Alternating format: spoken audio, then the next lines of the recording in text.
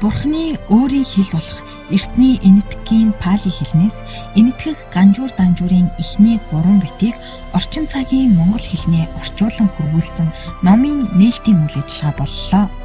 Өөрөө л бусдад энэ номын ач тусыг хүртээх нь бол бидний одоо эрхэм үүрэг байна. Тийм учраас Монголын ард түмэн та бүхэн энэ номыгаа сайхан ганжуураа одоо судлаад тэгээд энэ ойлгосон судар номынхаа ёсыг бусад хүмүүс түгээн дэлгэрүүлж нэгэндээ номын өглөг өгч нэгнийгээ гэгэрүүлж ингэж урт насалж удаан жаргаж та бүхдийн минь одоо сансан ботсон бүхэн сэтгэлтлэн бүтэж байхын ёроол өргөё.